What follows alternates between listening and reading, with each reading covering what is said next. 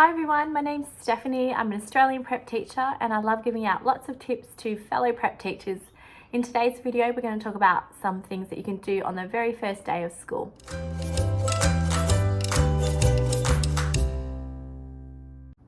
So these are just some helpful tips that I've learned over the last few years.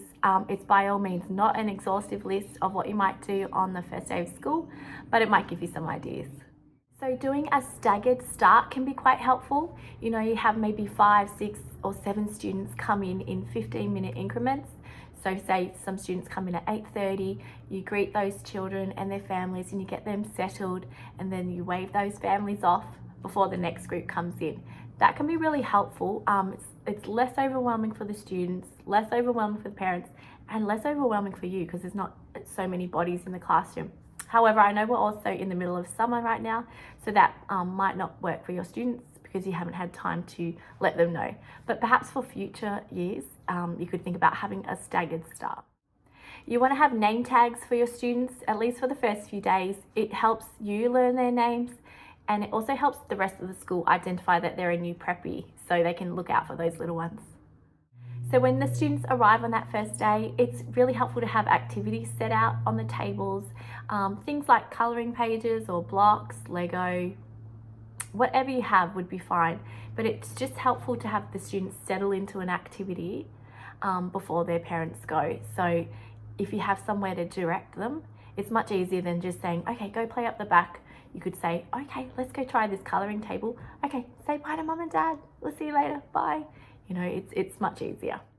A great tip is to try and have as many extra people in the classroom to help you as possible. So perhaps it's your leadership team or extra LSOs. It is helpful because, you know, the first day of school is overwhelming for those little ones. You might have some children upset, and just the more helpers that you have there makes it a lot smoother. Okay, so what kind of activities can you do? Well, we have a puppet in our classroom called Piglet. It's just a little puppet. He gets involved in some of our lessons. On that first day of school, Piglet goes missing, and basically we go around the school trying to find Piglet, and they're like, oh, where's Piglet, where's Piglet? It's super cute. But along the way, I'm sort of showing them different things. I'm saying, oh, boys and girls, this is the canteen. And we go to the library. And so you're giving them a tour of the school, but it's kind of in a fun way. Some sort of craft activity to do with their name can be useful as well. I haven't got an example with me here, but if you go onto Pinterest and just type in name activity craft, a whole bunch of ideas come up. One that we always do every year that looks pretty is you get black card and in a white pencil you write their name, and then basically the students have little cutout pieces of paper that they glue down on the outline of their name.